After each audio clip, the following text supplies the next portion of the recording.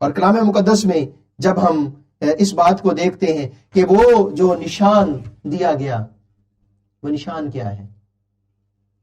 یہودی کہتے ہیں کہ وہ جو نشان تھا وہ خائے کا نشان تھا، جو الفابیٹ ہے. اور وہ الفابیٹ کیا ہے کہ وہ جیسے ایکس لکھا جاتا ہے، کراس ایسے لگائی جاتی ہے. تو خدا نے اس ٹائم پہ بتا دیا کہ میرا بیٹا قربان کیسے ہوگا. دنیا میں یاد رکھیے، جب بھی جان بچی ہے، جب بھی قوم بچی ہے، جب بھی ننگ ڈاپا گیا ہے، وہاں برا قربان ہوا ہے. اور جہاں بھی موت دور ہوئی ہے وہاں صلیب آئی ہے. تو آپ دیکھیں کہ خدا نے بتا دیا نشان تو ایک بھی ہو تو کافی ہے. خدا کہہ سکتا تھا بس نشان ایک لگا دینا، تو نشان تو ڈھونڈ لیتا ہے نا. اس نے 3 نشان کیوں کہے؟ خدا نے کہا تھا کہ میرا بیٹا قربان کیسے ہوگا.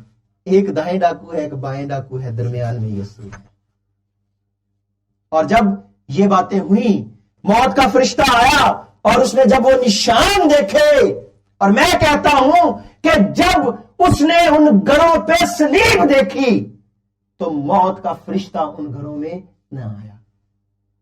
میرے ایماندار بہنوں اور بھائیوں، میری بیٹیوں، اس وقت بھی صلیب نے بچایا اور آج بھی صلیب بچائے گی. کاش کہ ہم مومبتیوں کی جگہ کہیں کہ ہر ایک ایماندار اپنے سٹیٹس پہ صلیب لگائے. صلیب نجات ہے، صلیب نے ہمیں فتح دینی ہے. یسوع نجات ہے، وہ نشان ہمارے لیے کفارے کا نشان ہے. کیسے میٹھی طریقوں سے لوگ صلیب کو ہٹا رہے ہیں، کیسے میٹھے طریقوں سے لوگ کلام کو ہٹا رہے ہیں، کیسے میٹھے طریقوں سے لوگ چرچوں کو بند کروا رہے ہیں. میں اس چیز کے خلاف نہیں ہوں، لیکن آج کتنا ہائی ٹائم ہے. پالوس قید میں اور وہ گیت گا رہا ہے. آج میں اور آپ کس ایمان کے ساتھ خدا کے حضور میں حاضر ہیں؟ جو موت ہے وہ برحق ہے، اس کو کوئی ٹال نہیں سکتا، لیکن ایک ہے جو ٹال سکتا ہے، اور وہ کون ہے؟ وہ میرا اور آپ کا مسیح ہے. اگر وہ حزقیہ کی لکھی ہوئی موت کو ہٹا سکتا ہے، اس کے 15 برس اور بڑھا سکتا ہے، تو کیا میرے اور آپ کے نہیں بڑھا سکتا؟ آپ سوچیں کہ پھر ہمارا ایمان کیا ہے. ہم مسیح نے کہا کہ اچھا تھا کہ یہ بھی کرتے اور وہ بھی نہ چھوڑتے. تو ہم تو ایک طرف ہو گئے ہیں، ہم نے دوسری طرف کو چھوڑ ہی دیا ہے. خدا کے کلام میں جب ہم دیکھتے ہیں تو اس کلام میں خدا ہماری مدد کیسے کرتا ہے کہ اس نے جب وہ آفتیں نازل کی تو خدا نے بتایا کہ یہ جو ساری چیزیں ہیں، آج میرے اور آپ کے اوپر خدا کا کیا وہ نشان ہے؟ میرے خاندان کے اوپر، میری کلیسیا کے اوپر. جن کے اوپر وہ نشان ہوگا وہ بچ جائیں گے، جن کے اوپر نشان نہیں ہوگا موت کا فرشتہ گھوم رہا ہے.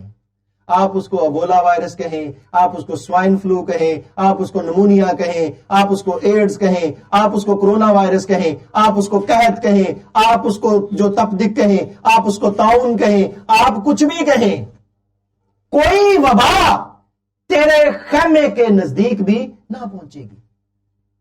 آپ سوچیں کہ جو خدا کے لوگ ہیں یہ ان کے لیے وعدہ ہے، جو واقعی خدا کے ہیں، جو نام کے مسیحی، نام کے پادری، نام کے جو خدا کے لوگ ہیں، ان کے لیے نہیں ہے. جو واقعہ ہی اندر سے بھی اور باہر سے بھی خدا کے ہیں، یہ ان کے لیے ہے، اور یہ پیغام بھی ان کے لیے ہی ہے. خدا کے کلام میں جب ہم دیکھتے ہیں کہ خدا عدالت کرتا ہے، اور عدالت جو ہے وہ خدا کے گھر سے شروع ہوتی ہے. اور لوگ کہتے ہیں کہ جو اٹلی میں لوگ زیادہ کیوں مرے ہیں، اور بھی تو ملک ہیں ان میں بھی بہت اچھا ماحول ہے اس کے لیے، لیکن اٹلی ہی میں لوگ زیادہ کیوں مرے ہیں، یہ آگے چل کے میں آپ کو بتاؤں گا. خدا عدالت کرتا ہے قوموں کی، خدا عدالت کرتا ہے اپنے لوگوں کی، اور خدا نے عدالت کی اپنے لوگوں کی بھی. اور خدا نے کیا کہا کہ میرے لوگوں نے جو 10 بار مجھے آزمایا ہے. گنتی کی کتاب اور اس کا 14واں باب اور اس کی 22ویں آیت میں اسرائیل کے لوگوں نے 10 بار خدا کو آزمایا اور خدا اس چیز سے عاجز آیا اور خدا نے اسرائیل پہ آفتیں نازل کی. اسرائیل کو خدا اس تباہی میں لے گیا. پہلی بار جب انہوں نے آزمایا، جب یہاں سے ان کے یہاں سے لوگ گئے اس سارے ملک کو دریافت کرنے اور انہوں نے یقین نہ کیا، اور اس کے بعد خدا نے جو کہا کہ وہ 40 دن کے لیے گئے تھے، انہوں نے یقین نہیں کیا، تو خدا نے کہا 1 دن کے برابر 1 برس وہ کہاں گزاریں گے؟ وہ بیابان میں گزاریں گے. چند دن کا سفر ان کے لیے 40 سال کا سفر بن گیا، اس لیے کہ انہوں نے خدا کا انکار کیا، خدا کی کہی ہوئی بات کا انکار کیا.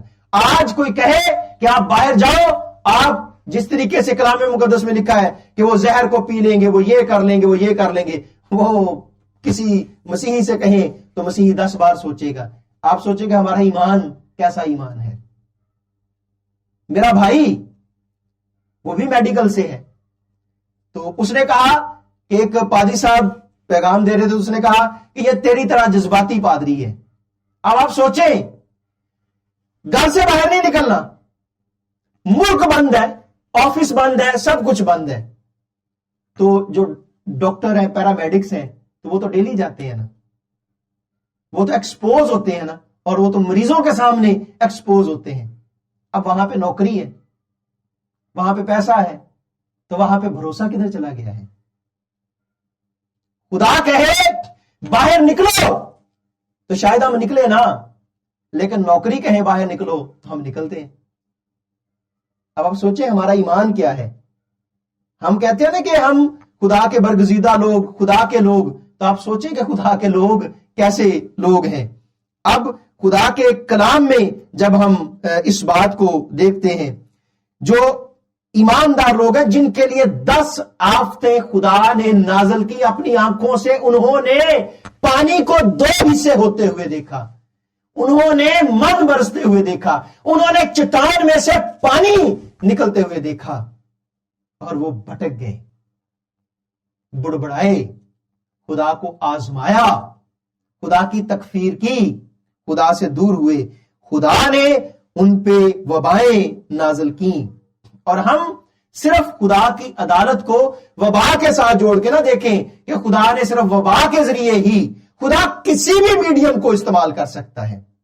اگر وہ کووں کو استعمال کر سکتا ہے، وہ بلعام کی گدی کو استعمال کر سکتا ہے، وہ ہواؤں کو استعمال کر سکتا ہے، وہ پانی کو استعمال کر سکتا ہے، وہ ٹڈیوں کو استعمال کر سکتا ہے، وہ سورج، چاند اور ستاروں کو استعمال کر سکتا ہے اپنی عدالت کو قائم کرنے کے لیے، اپنے آپ کو ظاہر کرنے کے لیے.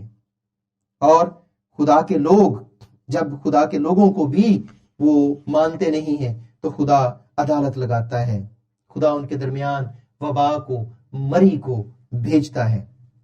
بنی کورا، داتن اور اس کے ساتھ کے جو لوگ تھے، 16واں باب گنتی کی کتاب میں جب انہوں نے یہ کیا اور اس میں سے خدا نے ان کو مار دیا، تو وہاں سے جو میں ایک بات آپ سے کہنا چاہتا ہوں کہ عدالت خدا کے گھر سے شروع ہوتی ہے، اپنے لوگوں سے شروع ہوتی ہے.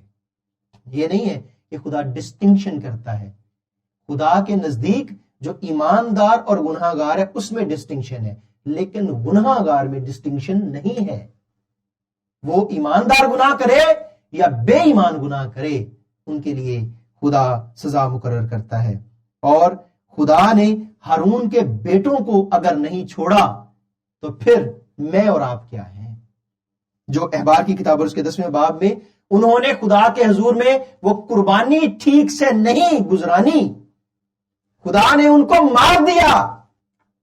اور یہی بات نئے عہد نامے میں ہم مسیح کے الفاظ دیکھتے ہیں. مسیح نے کہا اگر کوئی میری باتوں سے شرمائے گا، میری بشارت دینے سے، میرے کلام کو دینے سے ڈرے گا کہ موت کا ڈر ہے، حکومت کا ڈر ہے، سائنس کا ڈر ہے، لوگوں کا ڈر ہے، لوگ کہیں گے یہ جاہل ہے، تو پھر آخری دن میں بھی اس سے شرماؤں گا. This is a high time for evangelism. This is a high time to preach the gospel of God. خدا کی انجیل کو پھیلانے کا پروموٹ کرنے کا. دس از اے ہائی ٹائم. اس سے بڑا موقع مسیحیوں آپ کو نہیں ملے گا. اس سے بڑا موقع خدا آپ کو نہیں دے گا. اور اگر نہیں تو پھر خدا کے گھر سے عدالت شروع ہوگی, جیسے ہارون کے بیٹوں سے, اور پھر وہ لوگ جو نام نہاد, جو مسیحی ہیں, جو نام نہاد اس کے خادم ہیں, جیسے یہاں پہ گنتی 16 باب نے جنہوں نے جو بخور جلایا, جن کو حکم نہیں تھا, جو خدا کے خادم نہیں تھے. آج خادم کہتے ہیں کہ میرے نام کے ساتھ کیا ہو, ڈاکٹر بھی ہو, انجینئر بھی ہو, بشپ بھی ہو, پادری بھی ہو, اور پتہ نہیں کیا کیا ہو. لیکن کیا میرے نام کے ساتھ ایک برگزیدہ ہونا, میرے نام کے ساتھ ایک خدا پرست ہونا, جو اندر سے بھی خدا پرست ہو, جس کو کسی ڈالروں کی فکر نہ ہو, جس کو کسی روپوں پیسوں کی فکر نہ ہو, جس کو فکر ہو تو مسیح کی, جس کو فکر ہو تو صرف خدا کے کلام کی, جس کو فکر اور جس کا جینا اور مرنا مسیح ہو, اس کا کلام ہو. میں ان کی بات کر رہا ہوں. اور خدا کے کلام میں خدا نے اپنے لوگوں کو سانپوں سے مارا, اور پھر جب انہوں نے گناہ کیا, جو اپنے لوگ تھے, اسرائیل کے لوگ تھے, جو گنتی 25 باب میں جب خدا نے کہا تھا کہ مدیانیوں کی عورتوں سے, یعنی غیر اقوام سے تم نے شادی نہیں کرنی, اور یہ سارا کچھ ہوا, خدا کا عذاب نازل ہوا, خدا کا قہر نازل ہوا. اور میں بار بار یہ بات کہہ رہا ہوں کہ آپ اس کو صرف وبا سے یا کرونا وائرس سے جوڑ کے نہ دیکھیں. ابھی کرونا وائرس تھا اور ایک اور وائرس آ گیا. خدا کسی بھی اور طریقے سے اپنی عدالت کو قائم کر سکتا ہے. تو اس نے ان کے درمیان میں جب وبا بھیجی تو تقریباً کچھ 40,000 کے قریب یا اس سے زیادہ کم لوگ ان کے مر گئے. اور وہاں پہ ایک بندہ اٹھا, اور وہ کیا تھا؟ فنحاس بن الیعازر بن ہارون. آج کون ہے جو یہ بنے؟ آج کون ہے جو یہ کہے؟ ہمارے لیے سب سے بڑی بات ہے سیولائزڈ طریقے سے ہو, پڑھے لکھے طریقے سے ہو, مسیحی طریقے سے بے شک نہ ہو, خدا کے کلام کے طریقے سے بے شک نہ ہو. ہم دنیا کو اور دنیا کی باتوں کو دیکھتے ہیں. فنحاس بن الیعازر بننے کی ضرورت ہے. آج پھر سے داؤد بننے کی ضرورت ہے. آج پھر سے خدا کے کلام پہ عمل کرنے کی ضرورت ہے. داؤد گیا ہے, اور جب گیا ہے تو آپ سوچیں, میں جب اس کو دیکھتا ہوں, ایسے اس نے نہیں کہہ دیا کہ خداوند میرا چوپان ہے, مجھے کمی نہ ہوگی, مجھے ہری ہری چراگاہوں میں بٹھاتا ہے.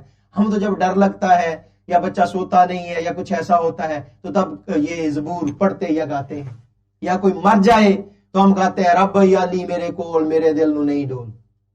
اب پوری زندگی ہے, پوری زندگی میں ہم ڈولتے رہے, پوری زندگی میں ہم گمراہ ہوتے رہے, تب رب ہمارا ایالی نہیں ہے, تب خدا ہمارا چرواہا نہیں ہے.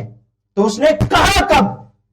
اب آپ سوچیں کہ گواہی دینے کا ٹائم کب ہوتا ہے؟ جب مصیبت اور پریشانی آتی ہے, جب دکھ آتا ہے, تب جو ہے گواہی دینے کی جو نوبت آتی ہے, تب موقع ہوتا ہے گواہی دینے کا. عام دنوں میں گواہی دینے کا نہیں.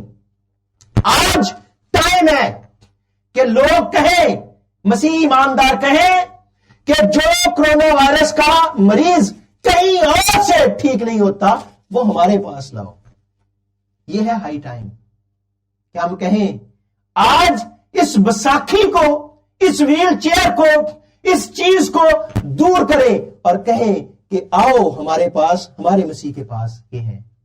ہم آخر پہ دعا بھی کریں گے لوگوں کے لیے کہ خدا اس ساری مصیبت سے دور کرے. میں داؤد کی بات کر رہا تھا, اور داؤد جب گیا تو وہاں پہ جنگ لگی ہوئی ہے. اور اس سناریو کو ذرا دیکھیے. ایک بندہ چرواہا ہے, پیڈ ورکر نہیں ہے. میں اگر یہ پیغام دے رہا ہوں تو میں کہتا ہوں کہ میں ڈائسس آف کراچی کا پیڈ ورکر ہوں. تو میں کوئی احسان نہیں کر رہا یہ پیغام دیتے ہوئے, یہ ساری باتیں کرتے ہوئے. میں صرف اپنا قرض اتار رہا ہوں, میں صرف اپنی ذمہ داری پوری کر رہا ہوں. اس میں کوئی ایسی بات نہیں ہے, میری کوئی اوقات, کوئی بساط نہیں ہے. یہ سب خدا کا فضل ہے.